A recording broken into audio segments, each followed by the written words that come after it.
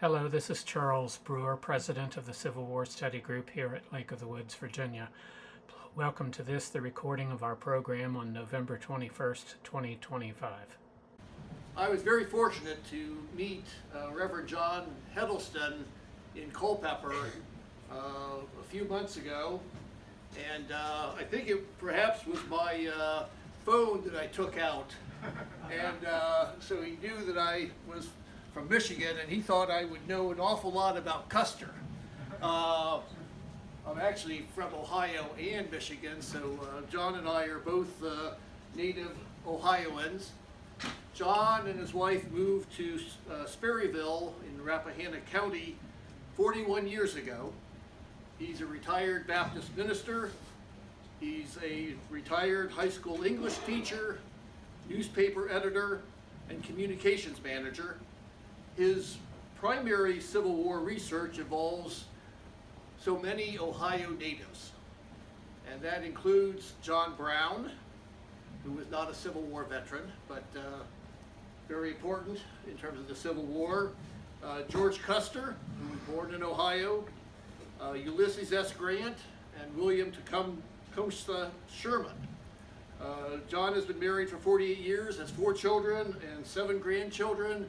He is just getting started in terms of his Civil War presentations, and I am really looking forward to this presentation on General George Custer at both Gettysburg and in our own Virginia and even in our local area. So, John.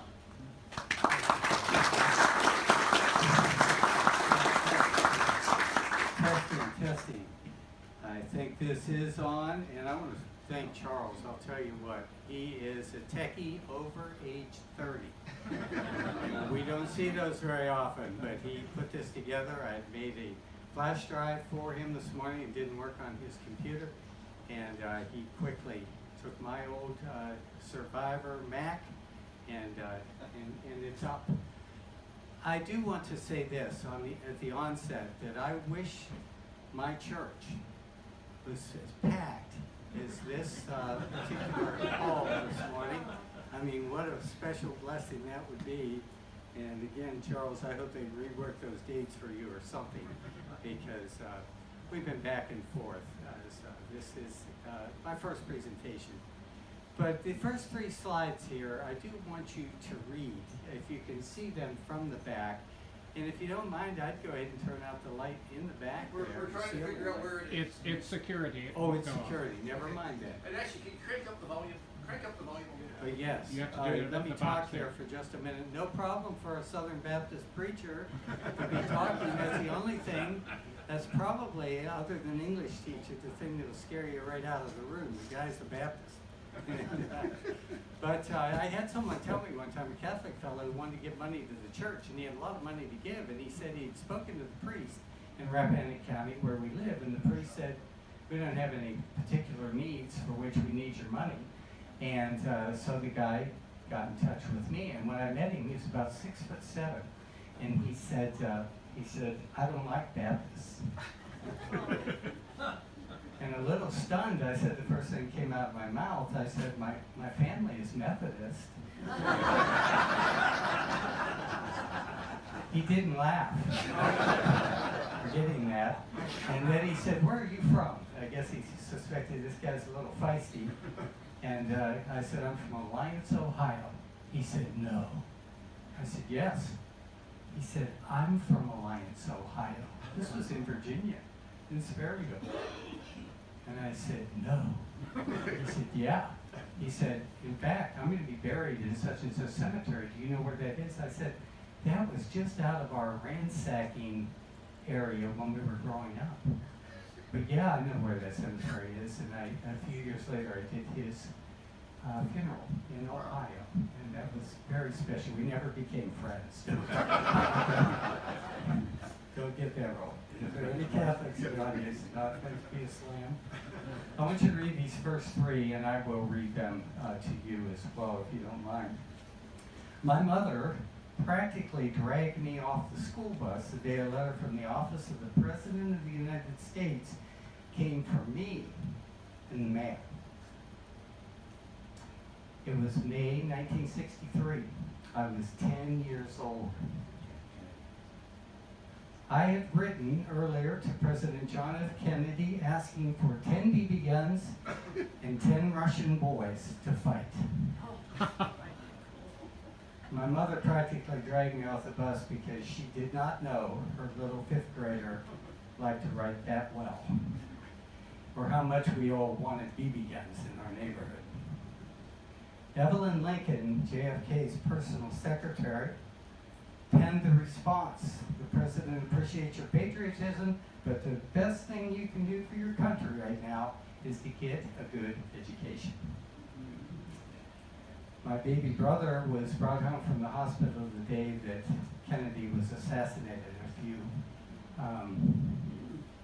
months later, I believe in November, and Patrick being 10 years younger. And I'll never forget walking in the house that day, my mom sitting with this 5-year-old boy in her lap, crying, face flooded with tears. But there's something about little boys in war. Here is an artist's depiction, whoops, I hit the wrong, and Evelyn Lincoln writing that note. I have that letter at home. This is a artist's rendition of Custer when he was about 5 years old in New Rumley, Ohio. He is a member of the New Rumley Invincibles. Yeah, there she is. I'm sorry. The New Rumley Invincibles. And there he is, little guy. And they said he was born to be a soldier. He knew all the maneuvers. He arrived early, and he was ready to roll with the men. Today's presentation primarily is about Custer at Gettysburg, and note the dates of these kind of bold statements on the covers of these books. From 1970, east of Gettysburg, that's where the East Cavalry Battlefield is located. From 2019, Custer Gettysburg, a new look at the cavalry battle out in the east. And the final, the boldest title of all, the Cavalry Battle that saved the Union from 2022, a revised edition of that particular book.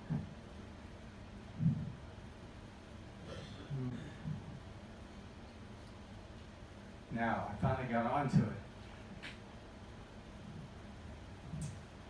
But first, I want for us to consider the controversy on Day 3 at Gettysburg at the East Cavalry Battlefield, Jeb Stuart versus George Custer. The question for today, and please forgive me for, I think that's Stonewall Jackson in the upper right side of that photograph, and of course he was gone by then. The question before us in this first half of the lesson is, did Robert E. Lee plan a coordinated attack on Day 3 with Jeb Stuart simultaneously engaged in the rear of the Union line while Pickett charged straight up, front and center? The controversy, oh, we didn't say silence your phones, that. See? It's a techie guy.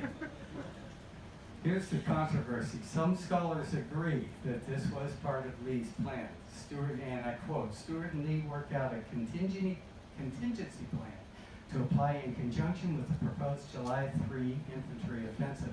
If the infantry assault broke through on the Cemetery Ridge under that line, the plan was for Stuart to launch a simultaneous attack on the perceived weakened Union rear. This is from a scholar named Sears in the book Gettysburg. The second item is from a lesser, no, it's not a lesser person at all. Lee's plan on Day 3, it is paraphrased, not quoted. Lee's plan on Day 3 involved a simultaneous attack from the rear. Pickett's infantry charged up the front, Stuart's cavalry from the rear. And that's from Paul Walker, The Cavalry Battle That Saved the Union. Scholars disagree that Lee and Stuart was part of Lee's Day 3 plan. There is no proof, and this is a quote, of any orders for Stuart to attack the rear of the Union line.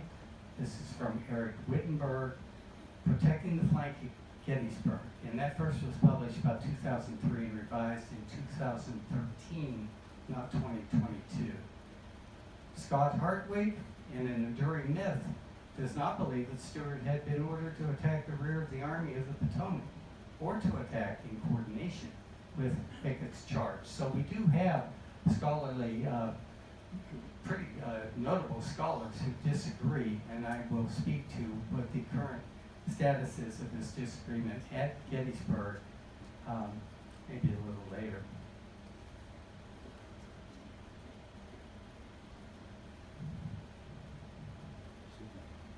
Oh, I missed one, didn't I? I'm sorry.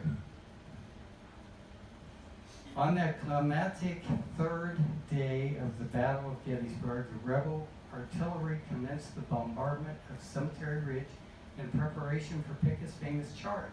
Confederate Major General Jeb Stuart led 7,000 horsemen, other scholars say 5,900 to 6,000 horsemen, toward the rear of the Union Army.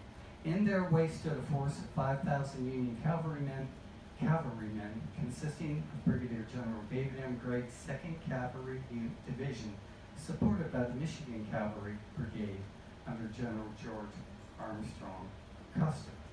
And that's from a sign at the Custer Museum in Monroe, Michigan. The collision of the cavalry forces when those Michigan units charged Stuart was unprecedented. There was a similar crash at an earlier battle, of course, at Brandy Station, but this was absolutely brutal. All descriptions of it, Union and Confederate. The clash of these two great cavalry units was unprecedented. After 3 brutal charges, Stuart was forced from the field. More on that particular position later as well. Lee's orders, this is Lee's day 3 orders for Stuart. Keep in mind, none was written. None was written. There's no written record, so far as we know, of Lee giving written orders to Stuart. Lee's orders for Stuart were to prepare for operations on July 3 in support of the Confederate infantry assault against the center of the Union line on Cemetery Ridge. Stuart was to protect the Confederate left flank and attempt to move around the Union's right flank and into the enemy's rear. Stuart's forces could launch devastating and demoralizing attacks against the Union rear, capitalizing on confusion from the assault to Pickett's charge that Lee planned for the Union center. Those were Lee's day 3 orders, according to Wikipedia. Now, please, I don't give a whole lot of stock in that one, but every once in a while they might get it right. Huh? Stuart's report, his own report on day 3 strategy. On the morning of July 3, pursuant to instructions from the commanding general, I moved this command with Hampton and WHF Lee's secretly through the woods to a position and hoped to effect a surprise upon the enemy's rear. But Hampton's and Fitzlee's, it's not Fitzlee's, it's WHF Lee's, brigades, which had been ordered to follow me, unfortunately debouched into the open ground, disclosing the movement and causing a corresponding movement of a large force of the enemy's cavalry.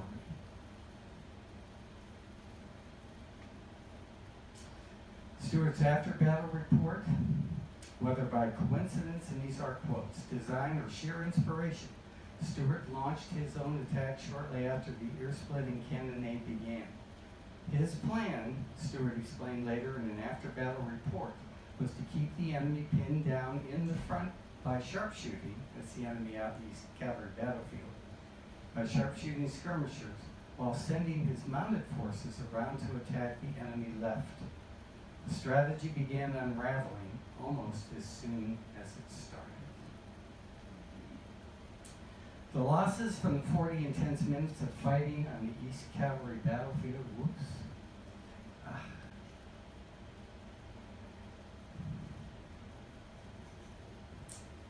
The losses from the fighting on the East Cavalry battlefield were relatively minor. 254 Union casualties, 219 of those casualties from Custer's brigades. 181 Confederates.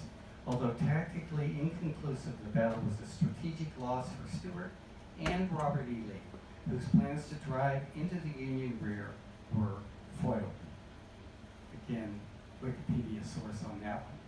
Now here's the question, and we'll entertain this one briefly before we move on to other battles in Virginia. Considered by many to be the greatest general in American history, do we truly believe Lee was the one who failed at Gettysburg? Let's discuss that for just a moment. Do we truly believe? It could be yes or no. Raise hands. Yes. Raise hands. No. Let's hear a yes vote. How many think it was Lee's fault? He took the blame, of course. I was going to say that. He took the blame. Yes, sir. He repeated it over and over again. Yes, sir. So I think you have to give some credence to that. Okay. Yeah. Yeah. Yeah. He was an honest man. He was a very honest man. Yeah. A very unique person. Yes, he was. I'm sorry he didn't get to write his memoirs. Yes.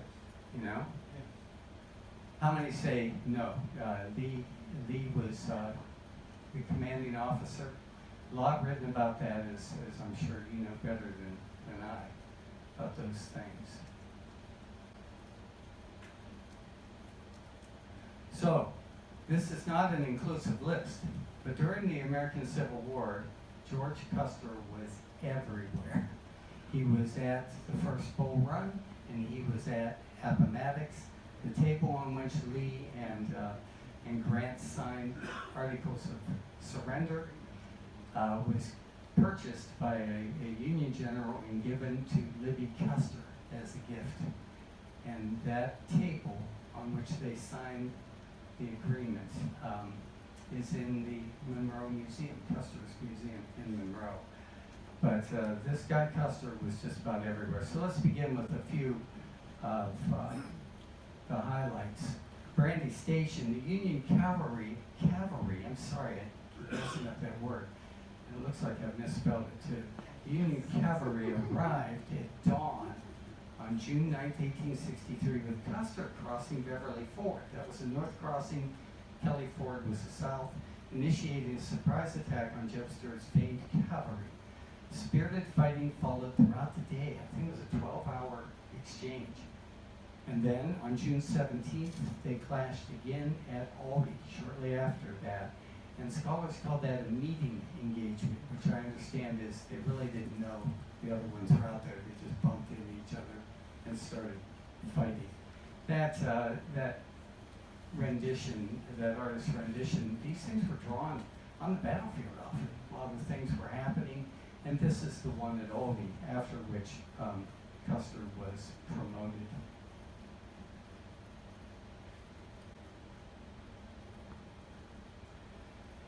At Amissville, close to home for me in Rappahannock County, and Battle Mountain is an area of Amissville that is literally a stone's throw from a church where I often supply pastor these days. At age 16, this slave girl named Eliza asked Union officers to free her from a plantation in Amissville and take her with them. Custer did, and she faithfully served he and wife Libby until his death at the Little Bighorn in 1876. In November 1862, Custer unknowingly engaged 2/3 of Lee's army on its retreat from Antietam near Amissville at Battle Mountain. And Custer narrowly escaped death or capture. Got his troops out of there pretty cleanly too, as there was an opening that he exploited once he realized what he got himself into. This photograph, taken almost immediately after Lee's surrender at Appomattox, clearly shows in Custer's face and posture the physical and emotional toil taken by those final days of battle.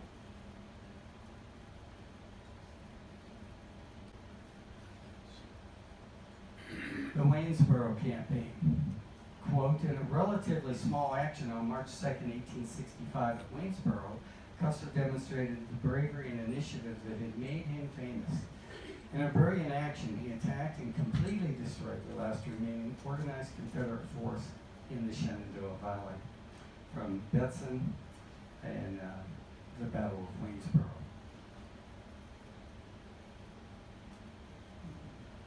help me with pronunciation. I got a key online that told me the same pronunciation. Trevelyan is what it said online. How do you say this word? Somebody. Trevelyan. Trevelyan. The L's, the second L being pronounced like Hispanic, like a Y. Does anyone know how to say Trevelyan?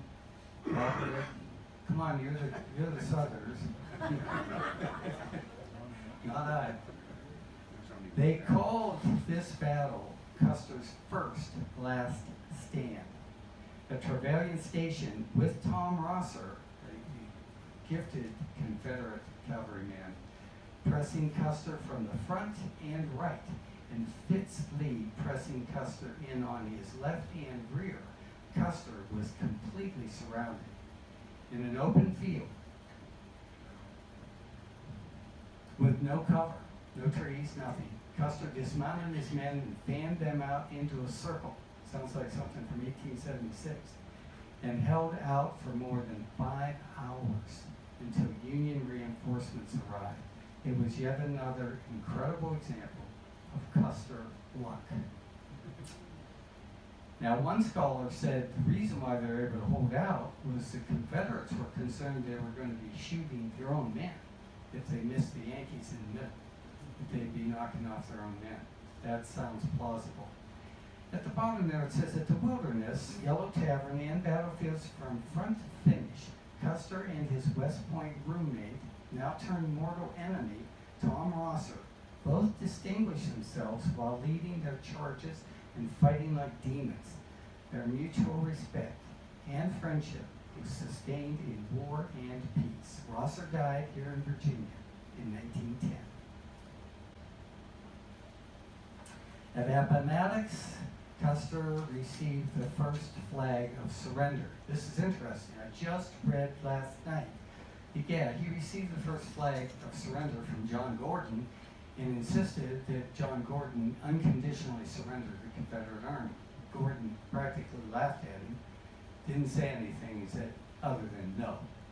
So Custer, unbeknown to me until last night, went to a second general, Longstreet, and said, we want an unconditional surrender. In other words, the scholar says Custer's trying to take credit for the surrender. And Longstreet did rebuff him and talks about it in his own book and in his own words, and was not happy. And of course, it didn't happen. What happened was this at Appomattox. And I think this is some of the most sublime pages in Civil War history. Regarding this meeting at Appomattox, U.S. Grant wrote this in his memoirs. We soon fell into a conversation about old Army times. Lee remarked that he remembered me very well in the old Army, and I told him I remembered him perfectly. That would have been in Mexico. Our conversation grew so pleasant that I almost forgot the object of our meeting. After our conversation had run on like this, in this style for some time, General Lee called my attention to the object of our meeting. I called to General Parker, a Native American and secretary on his staff, for writing materials, and commenced writing out the following terms. And there's that little table in between. That's just what it looks like.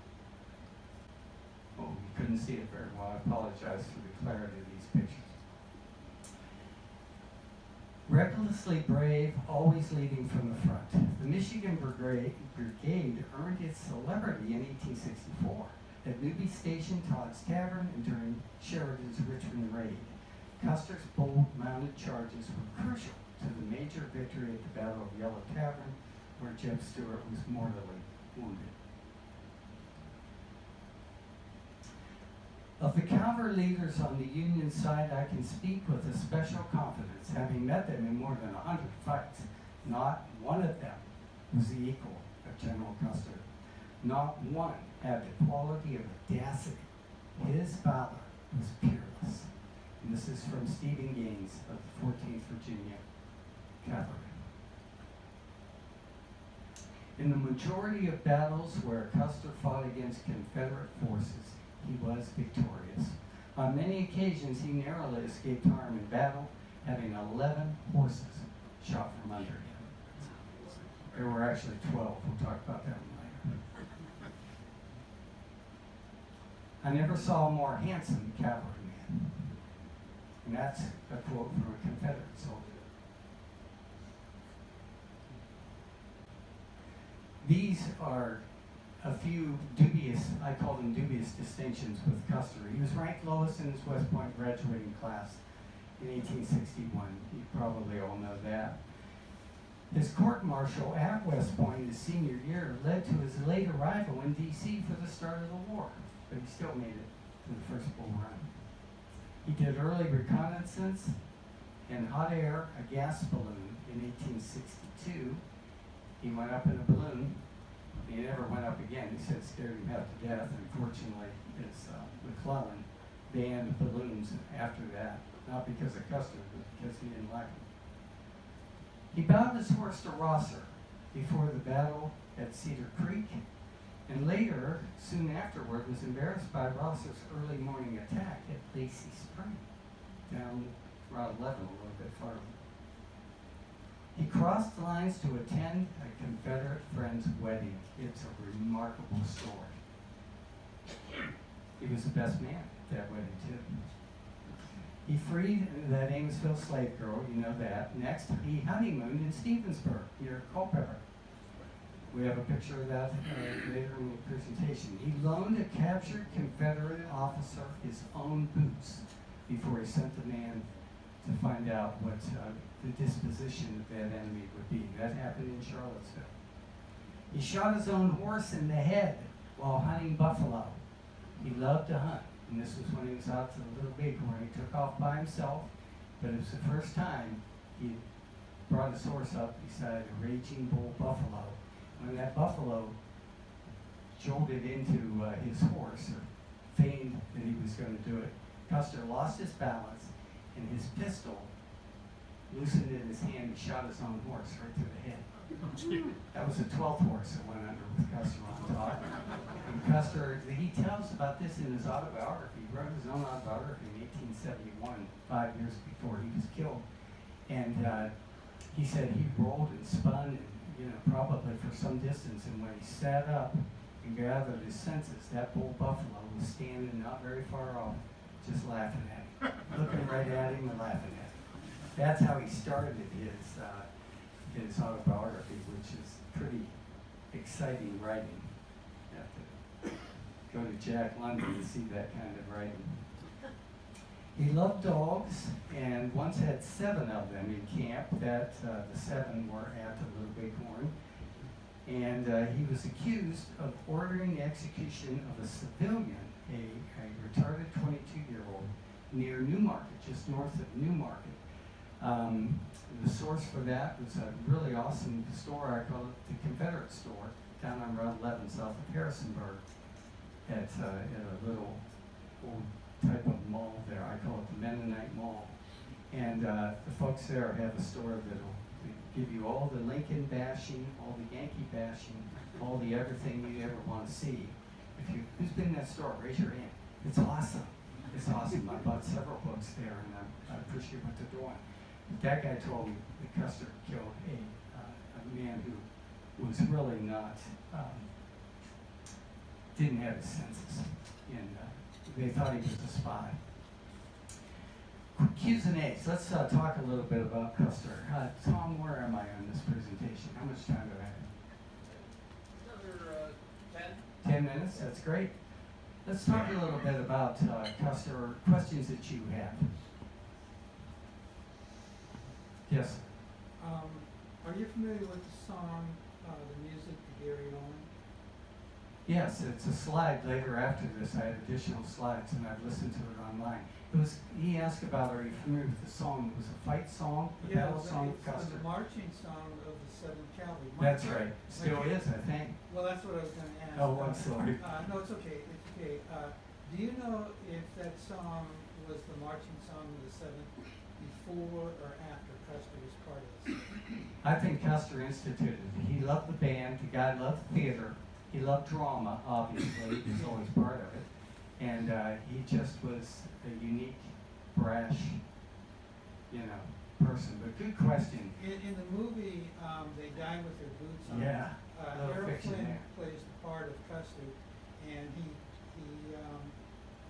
guy that he knew some time before comes and Custer said, oh yes, I remember you. He says, what was that song? What was that? Can you play that song for me? And it's the Gary Owen. Absolutely. You can listen to it online, like so many wonderful old songs, fight songs and things. But I would trust that Boots and Saddles about more. I trust Wikipedia more than them. But then we fast forward to when I was in high school, and the story about the Little Bighorn. And Custer is an absolute idiot in that portrayal of that movie of him, Dustin Hoffman. So I don't take a lot of stock in those things.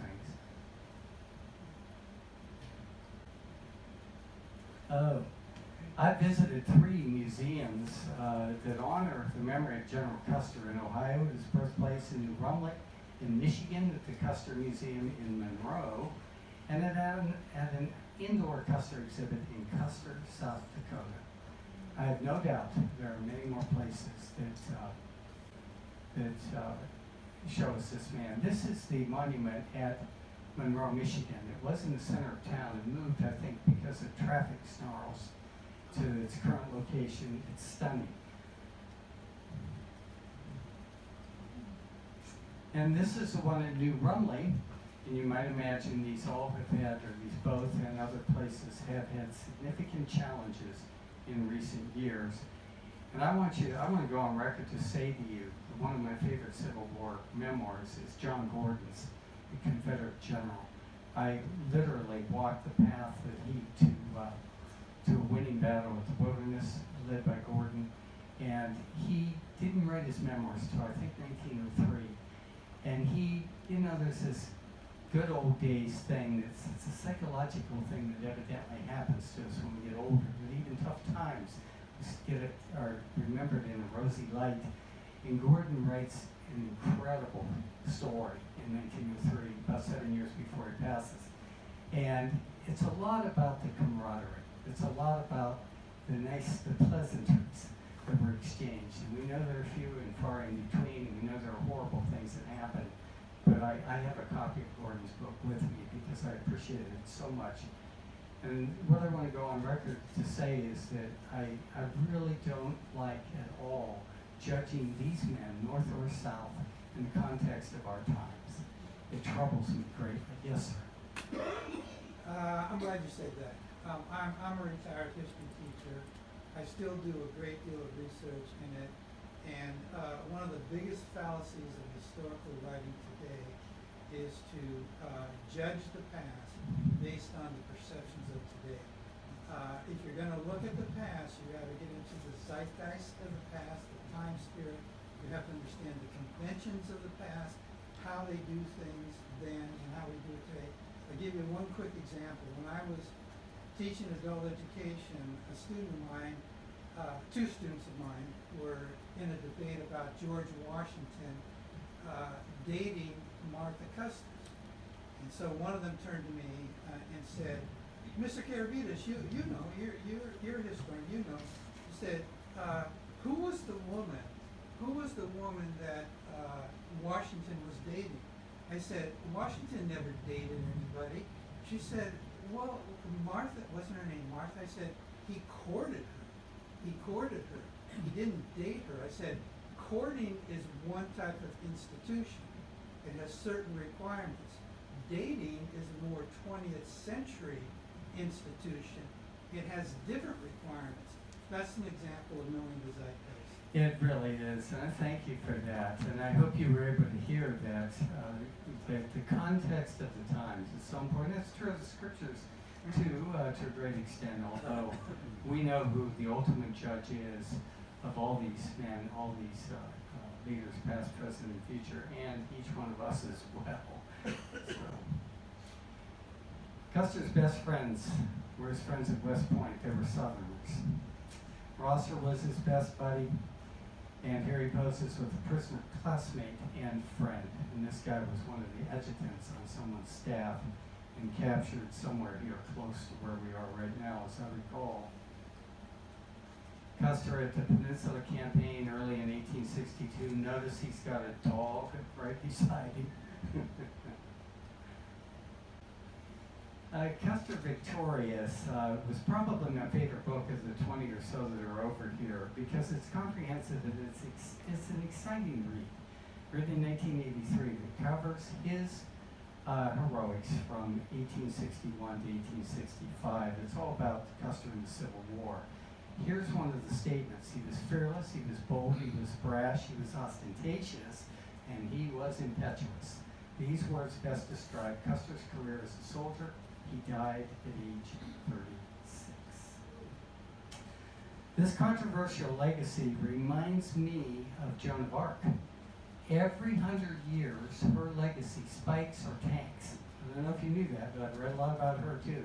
I say she's the first Protestant, although she was what we would call Catholic today. Joan of Arc is still considered a witch in England, and she's considered a saint in France. And we have her total court record, all the documents, everything that was said and done, said by her and done with her, is part of the record. And so we know that she was very real and she was a very tough gal. But I think Custer's legacy matches that, because if not for his wife Libby, we probably wouldn't give him any show these days, although he certainly deserves it. You probably saw one or several of these last week or last month. They loaded once and fired on us all week, those Yankees. It's really changed the temper of battles when the infantry got those.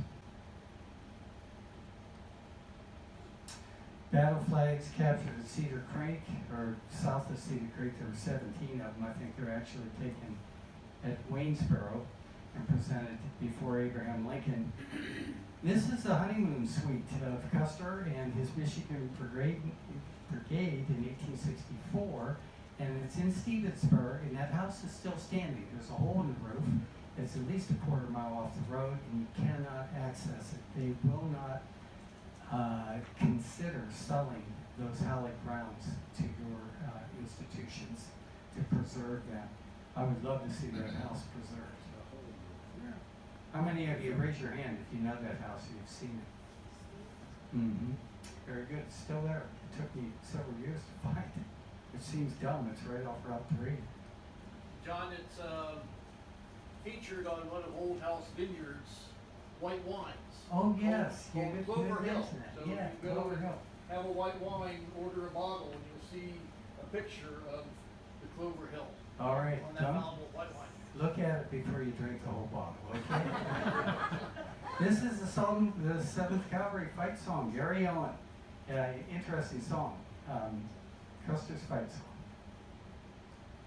If you've never heard it, I'm sure you have. It's got a great beat. John Ford, the master Yes. of Western film. Cinematographer. John Ford put it in many of his movies. Wow, Yeah. that's pretty cool. Yeah, many of his movies. Yeah. He became a captain in 1862 when he boldly crossed forded a river. Nobody else wanted to go over because the Rebs were all over the other side. I'm sorry, the Southerners. And but he was so impetuous. He was fearless. One time at Charlottesville Station, he's mentioned losing his wits because he is totally surrounded, and there is no way out. Somebody says, "I'm going to take the wagons and go to the rear." And Custer says, "Okay." And then Custer looks around and he says, "Where is the rear?" He was totally surrounded.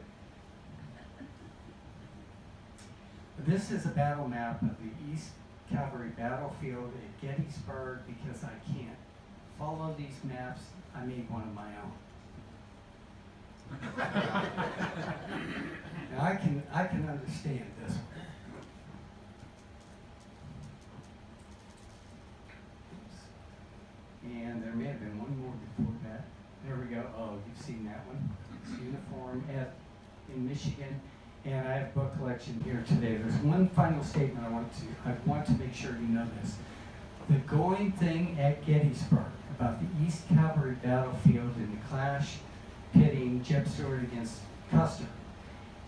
The going feeling about that battle is that Jeb Stuart had nothing to do with Day 3 plans, which were made by, according to one of the scholars, Protecting the Flank is the name of the book, I want to say by Warwick. And this is their go-to manual about Custer and Jeb Stuart having nothing to do with Day 3 at Gettysburg. What the scholar there told me, one of the park superintendents at Gettysburg, just a week or so ago, told me that Jeb Stuart had no idea what the battle plan was. Jeb Stuart was with Lee, of course, the second night, which was not a happy reunion, and he left Lee at 6 o'clock in the morning on the third day. And according to the folks at Gettysburg, or at least this one superintendent, Lee didn't draft the final plan for picking up the gun until 10 o'clock in the morning on Day 3. That was according. Now, I have a book over here written in 1932 by a 20-year superintendent at Gettysburg who did all the tours and everything like that for 20 years. And in 1932, he insists this cavalry battlefield had a lot to do with what happened at Gettysburg. And all the signage at Gettysburg tells us that that attack in the rear was foiled. I didn't challenge the fellow there. I just said, we do have Jeff's reports and stuff. He discredited all the authors of anything like this. He discredited, yeah, he said, they're college professors. You know professors don't know anything. And things like that. They weren't college professors. I looked up every author, including the one, spent some time reading about the one that insisted that, he's from Columbus, Ohio, insisted that Jeb Stuart was not part of the Day 3 plan. And that may be perfectly accurate, I don't know. But I did research that scholar. He died just a couple months ago in August. And I think he really he hated Sheridan. And he had good reason to Trevelyan Station. And he, I don't think he was a fan of Custer's either, but I'm sure he was quite a scholar, wrote about 18 books. He was an attorney in Columbus, Ohio. Maybe that'll tell you something. But obviously, not sure I agree with that one. Now, we're out of time. And I know that, I'm one of those pastors who wants to be finished at noon. I mean, I don't like to hear myself any more than anybody else. So I know that you're on the schedule here. I was given 45 minutes. Q&A. Okay, let's do a few more if you're interested. Yes, sir. You mentioned that Custer was court-martialed at West Point. What's the background on that? Well, he was with some of the cadets, and two of them got into a fight. Now, you got to understand, at this point, the Southerners are starting to leave school early. They're not even going to graduate. The war is about to begin. His best friend Rosser is out of there. He's a Texan from Virginia, and he's leaving. And so the fight breaks out between two of the cadets. Custer is supposed to be supervising them, and he says, "Go at it, boys." He lets them beat on each other for a while, and when he gets caught, then he is court-martialed, and he almost didn't make it to D.C. at all, and that would have really floored him. Other questions, personal or otherwise, about Custer? Yes, sir. You had mentioned this relationship between Custer and Rosser. Custer and Rosser faced each other here in the wilderness. You probably know that. Yes, sir. And they had a very sharp and kind of inconclusive battle just off Rock Road. And I guess what I'm wondering is where that fit into the interactions between Custer and Rosser. Was that the last time they faced each other, or did that happen? Anything near Richmond, anything on the way to Richmond. Now, the wilderness, you mentioned the wilderness, that's Yes. earlier. That was 1864, May of 1864. Well, then there's Cedar Creek, up there near Winchester, just south of Winchester. Huge battle where Early sneaks up on the Union soldiers and routs them, almost drives them all the way back to Winchester. And Sheridan comes along from a boring meeting in Washington, D.C. and whips his forces back on the battlefield, and they run the rebels all the way to, at least till darkness. They run them right out of the Shenandoah Valley, at least as far as Stanton, maybe, and then they go from there. But yes, he met Rosser I'm thinking at least half a dozen times that I'm aware of on the battlefield, they had great respect for one another. And thank God Rosser didn't kill Custer, because he could have killed him at Lacey Springs. Here's what happened at Lacey Springs. A little burg just south of Newmarket. Custer's down there with his men in the middle of winter. They're all cold. It's 4 o'clock in the morning, but Custer's told his soldiers to get ready to move at 4 o'clock in the morning. It's a good thing, because Rosser attacked them at Lacey Spring, thinking, I'm going to totally surprise him. Well, Custer was the only one who wasn't totally surprised, because Custer was still in bed. Everybody else was sleeping. Custer was in a house. All the others were covered by 6 inches of snow that night, all his men. But they were up and getting ready with their cooking their coffee and everything. And Custer's in this house. All of a sudden, he hears gunshots, and he looks out the window of the house, and he sees he's surrounded by rebel soldiers. And he quickly gains Custer luck, you know. He goes and pulls out the uniform of Rosser's that he took on a battlefield, puts it on, and walks right out of the house. Walks right past the reps who have him surrounded and don't know, and they think he's one of their officers. Unbelievable stuff like that, but these things are all documented, and I don't doubt for a minute. And then he jumps on one of his band member ponies and rides off and rallies everybody, and they chase Rosser's group off. There's an unfortunate thing that happened in Dayton, Virginia, that I would, in Dayton, one of Sheridan's engineers was captured in the middle of the night. He lost his way, and they executed him on the spot. And Sheridan was so incensed by that, he sent Custer to Dayton to fire the town. And Custer had burned 2 or 3 or 4 houses in that beautiful village of Dayton before Sheridan rescinded the order. But Custer takes the blame for all those things, and yes, he did have some men hanged in Front Royal, but I can't get to the truth of the idiot that he executed near Newmarket. I haven't found that one. Yes, sir. You had one slide about the second shot. I thought most of the cavalry used the single shot breech load because it was easier to manage than the second shot. I see. Yes, I didn't know that. I'm pretty sure it was the 1st Michigan. This Custer had the 1st, 5th, 6th, and 7th Michigan beneath him. And then a lot of battles. I'm reading about the 2nd Ohio and Connecticut, New York. Custer gets a lot of different groups during his time to ride along with him. Yes, that 7-shooter, I think the 1st Michigan had those, and of course they were put out as skirmishers, or you know, and they really, that was devastating for the Confederates. Yes, sir. Have you visited the Little Bighorn? No, sir, I have not visited Little Bighorn, and I'm not as interested in what happened there. Now he's impetuous, but you know that we've been fighting about what really happened there ever since it happened. But yeah, he was ostentatious. There's a new book out by some lady. I haven't seen it, and I don't know the title of it, but she argues that Custer was intentionally put out there to die by Grant, because Grant a Republican, Custer was a Democrat. He was a McClellan man and served on McClellan's staff early in the war. Although he was assigned to West Point by a Republican in Ohio, which is an interesting story. They wanted to get him out of Ohio because he was dating some girl, and they were getting a little too close. So they got him to West Point. But you know, the stories are crazy.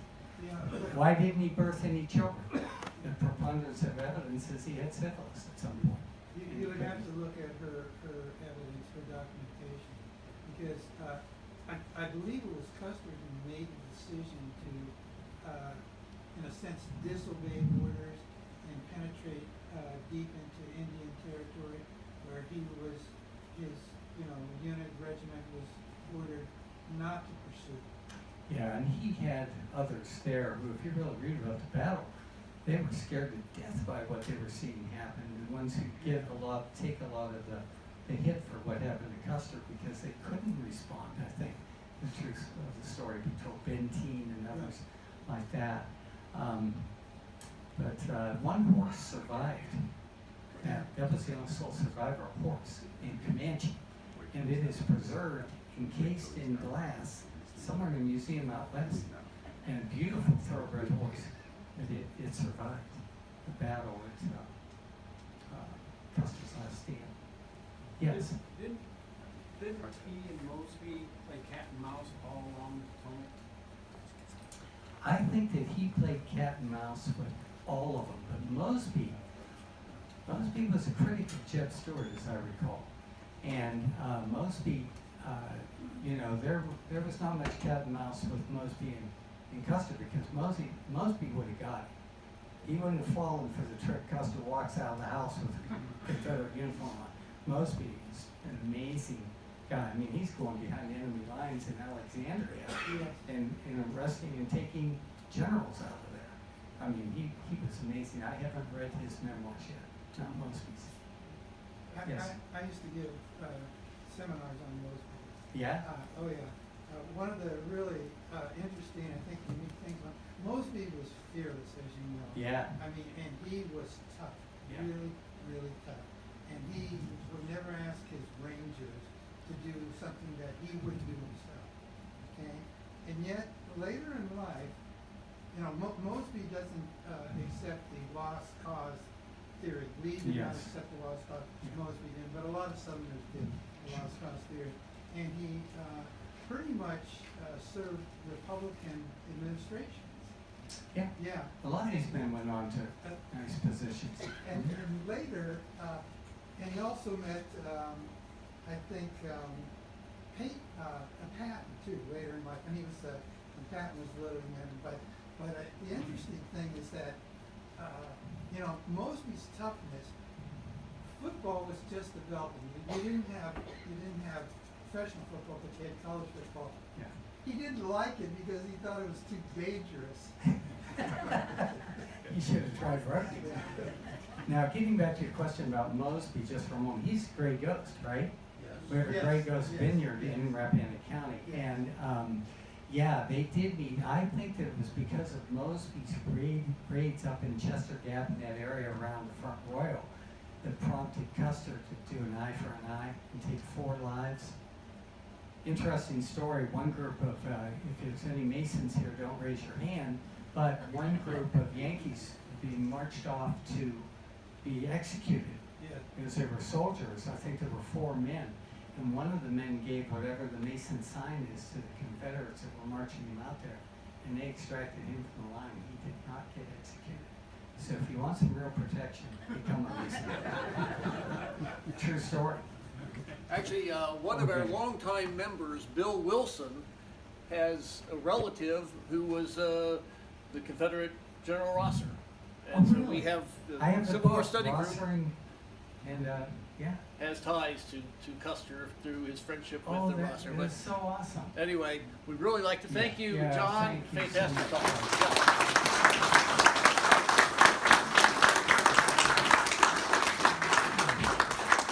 You're a better audience than my high school students because you didn't zone out, and you're a better audience than my congregation because you didn't fall asleep. So thank you. Before you go, please remember to visit our website often, civilwarstudygroup.org. We make every attempt on a regular basis to provide informative content. Thank you for visiting, and God bless.